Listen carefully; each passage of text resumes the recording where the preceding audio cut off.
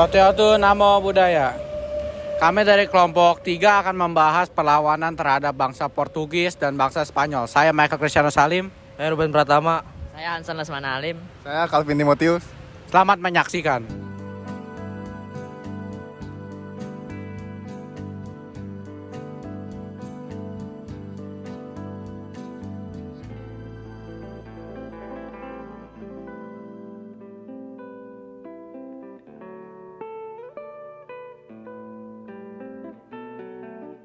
Setelah Malaka jatuh ke tangan Portugis pada tahun 1511, banyak para pedagang Islam yang berpindah dari Malaka menuju ke Aceh. Hal ini telah mendorong Aceh berkembang menjadi bandar dan pusat perdagangan. Perkembangan Aceh ini dipandang oleh Portugis sebagai ancaman. Rakyat Aceh di bawah pimpinan Sultan Iskandar Muda tahun 1607 sampai 1639 terus berupaya untuk mengusir Portugis dari Malaka. Pada tahun 1629 Iskandar Muda melancarkan serangan ke Malaka. Menghadapi serangan kali ini, Portugis sampai kewalahan.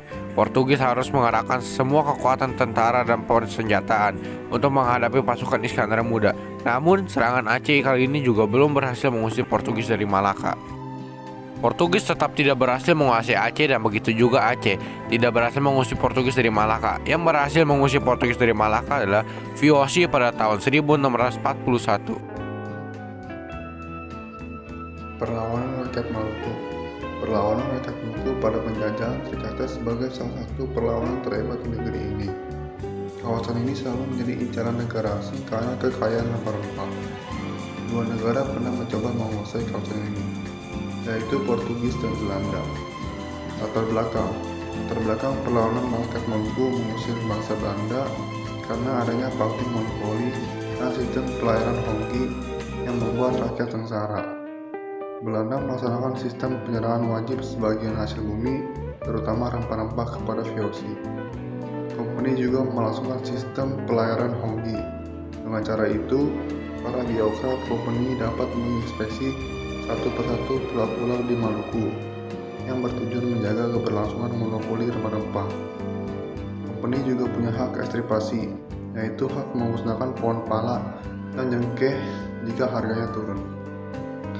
Perlawanan rakyat Maluku muncul pada tahun 1635 di bawah pimpinan Kaki Ali Kapitan Hitu. Saat Kaki Ali tewas terbunuh, perjuangannya dilanjutkan Kapitan Tulu Kabesi. Perlawanan ini baru dapat dipadamkan pada tahun 1646. Sampai akhir abad ke-18, tak terdengar lagi perlawanan VOC. Baru kemudian muncul nama Sultan Jamaluddin dan Sultan Nuku dari Tidore. Namun VOC dengan cepat bisa memadamkan perlawanan itu. Lalu pada 1817 muncul tokoh dari Pulau Saparua bernama Patimura. Dalam aksi Patimura itu, Benteng Dusted berhasil dihancurkan oleh rakyat Maluku. Bahkan, Presiden Belanda Van den Burch terbunuh dalam peristiwa tersebut. Tak sampai di situ, Belanda terus membawa pasukan dari Ambon hingga Jawa demi mengalahkan rakyat Maluku. Peristiwa ini menjalar ke kota lainnya di Maluku, seperti Ambon, Seram, dan pulau lainnya, agar rakyat Maluku mundur. Rakyat Maluku pun mundur karena kekurangan pasokan makanan. Demi menyelamatkan rakyat dari kelaparan, Thomas Matulesai atau Patimura menyerahkan diri dan dihukum mati. Tokoh perlawanan rakyat Maluku. Ada dua tokoh yang terlibat dalam perlawanan tersebut, yakni Patimura sebagai pemimpin perlawanan pertama dan pejuang perempuan Christina Marta Tiahahu. Christina Marta Tiahahu diketahui menggantikan kepemimpinan Patimura yang menyerahkan diri demi rakyat. Sayang, perjuangannya harus berhenti ketika ia dibawa ke pengasingan di Jawa dan meninggal dunia. Kolonial pun semakin menerapkan kebijakan yang berat terhadap rakyat Maluku, terutama rakyat Saparua setelah perlawanan rakyat Maluku, dan monopoli rempah-rempah kembali diberlakukan. Fatahillah yang disebut juga Valetehan merupakan panglima pasukan Cirebon yang bersekutu dengan Demak dan berhasil menjadi penguasa Sunda kepala dari kekuasaan Portugis pada tanggal 22 Juni tahun 1527. Fathahillah pada awal 1527, Fathahillah menggerakkan armadanya ke Sunda sementara pasukan Banten secara bertahap menduduki wilayah demi wilayah Pajajaran dari arah barat. Pasukan Cirebon bergerak menguasai wilayah Pajajaran bagian timur Jawa Barat. Dalam kondisi itu Sunda Kelapa telah dipertahankan oleh kerajaan Pajajaran secara kuat, baik di darat maupun laut. Sebelum menuju Sunda Kelapa, Fathahillah yang berangkat dengan armada Perang Demak terlebih dahulu menuju ke Kesultanan Cirebon guna menggabungkan kekuatan aspek maritim. Setelah itu armada Fathahillah menuju Banten yang memang telah bergolak melawan Pajajaran.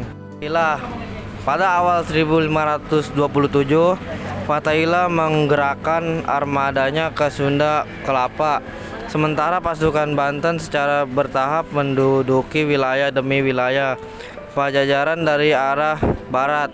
Pasukan Cirebon bergerak menguasai wilayah Pajajaran bagian timur Jawa Barat. Dalam kondisi itu, Sunda Kelapa telah dipertahankan oleh kerajaan Pajajaran secara kuat, baik di darat maupun laut. Setelah melalui pertempuran sengit pada 20 Juni 1527, armada perang yang dipimpin Fathahillah akhirnya berhasil melakukan pasukan Portugis.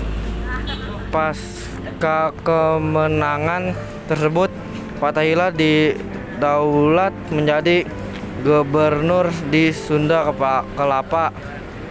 Fathahillah pun mengganti nama Sunda kepada menjadi Jayakarta yang merupakan cikal bakal lahir kota Jakarta.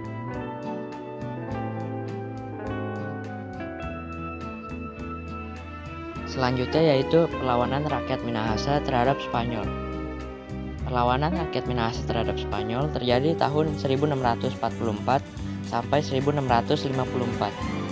Perang ini disebabkan oleh ketidaksenangan rakyat Minahasa terhadap usaha memonopoli perdagangan yang dilakukan Spanyol.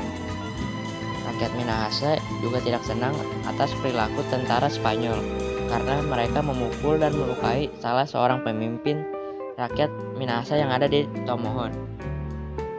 Selanjutnya itu saat perlawanannya. Rakyat Minahasa menganggap perbuatan itu sudah keterlaluan dan menurunkan martabat serta harga diri pemimpin yang dihormati oleh seluruh rakyat. Peristiwa ini menjadi tanda dimulainya perlawanan rakyat Minahasa terhadap Spanyol. Perlawanan dimulai di Tomohon. Rakyat Minahasa mengangkat senjata untuk melawan pasukan Spanyol. Pemimpin Minahasa kemudian meminta bantuan Belanda untuk mengusir Spanyol. Kondisi tersebut membuat pasukan Spanyol terdesak. Di akhir perlawanan, pada akhirnya Spanyol berhasil dikalahkan dan keluar dari Minahasa. Akan tetapi, keluarnya Spanyol menjadi era baru, masuknya Belanda dengan era penjajahan yang baru. Gimana nih? Kira-kira bagus nggak nih presentasi kami? Jadi sekian dari penjelasan kelompok kami. Terima kasih.